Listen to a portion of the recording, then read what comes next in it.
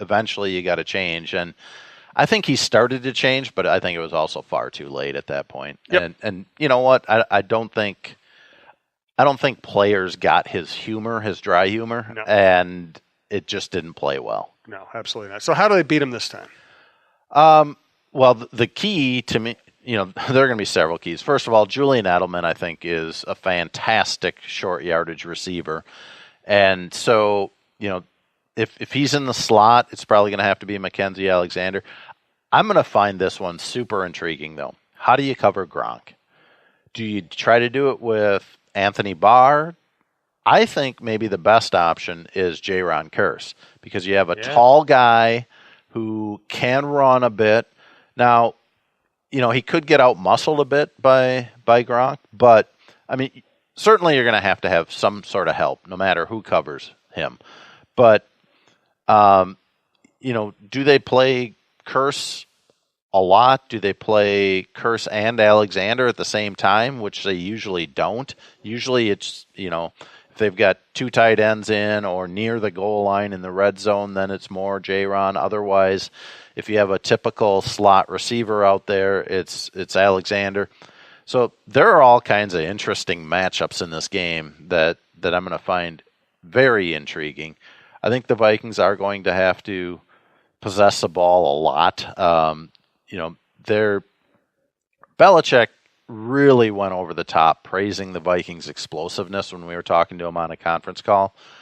The Vikings are about middle of the pack when it comes to explosive plays, especially explosive pass plays. I think they're going to have to find a lot of intermediate routes in this game. I don't think that Belichick is going to let them beat them deep with a Stephon Diggs, 60-yard touchdown. So it's going to have to be a lot of dink and dunk, in my opinion, for the Vikings offense. They're going to have to get Dalvin Cook involved in the screen game, keep the Patriots guessing, with inside and outside runs. There's going to have to be a lot of variety to this offense, I believe, in order for the Vikings to go out there and win.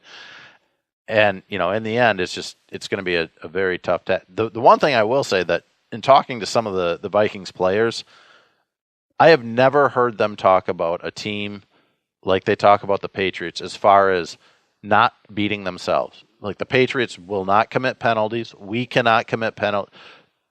So if the Vikings end up with a bunch of penalties and 2 turnovers, I'd say they've got no shot. If they play a very disciplined approach, kind of like what they did against the Packers. They were pretty good there, where no turnovers, maybe you get a couple breaks here and there. But, ultimately the other thing is Cordero Patterson as a kick returner, I think, is one of the keys, because I don't think the Vikings have really faced, during the regular season, a lot of adversity and, in trying circumstances, great returners, outdoor games where maybe a guy slips and that's an opening.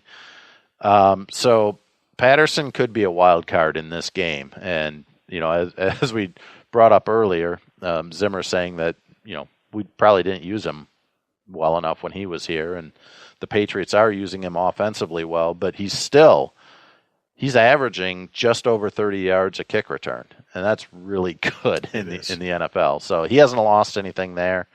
I'm curious to see if Belichick says it's a chance to stick it to another team by using him more, even as a running back or as a receiver, and seeing what he can do there. Now, I think the Vikings have been very, very good at diagnosing and defending wide receiver screens. So the way that the Vikings used to use Patterson, I don't think is necessarily going to be a great solution for the Patriots to use him. But Patriots just put him in the backfield and handed it to him a handful of times. Well, and they did that 10 and 11 times in the 2 games that Sony Michel was out. Since the rest of the year, he's had, I think, 3-4 carries a game that way. But, I like watching him as a running back. Me too. He's very good, physical. He runs hard. I don't know. If only somebody would have told the Vikings back in the day that, hey, just give it to him 5 times out of the backfield. How many times did each of us say that? Yeah. Just put him back there. Just hand him the ball 5 times, see what happens. Yeah. And Zimmer brought up a good point. They did have Peterson at the time, but you still can use him You can it use doesn't have jet to be sweep. 10. It can be Yeah. 2 times, but there's no reason not to use Right. it more. And last point, to me, we always talk about Brady and Belichick because they've earned it. Each has an argument that he is the greatest at his position all time. I still think Gronk is the X factor. When Gronk is healthy, they are impossible to cover. Yep. When Gronk is not himself or not on the field, they're not as hard to defend.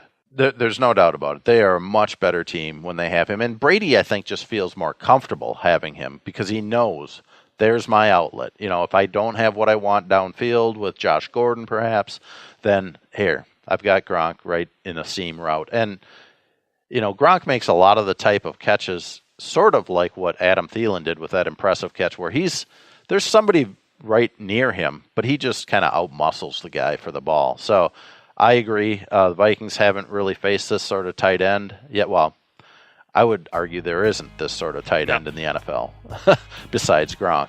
So it's going to be interesting to see how they defend him.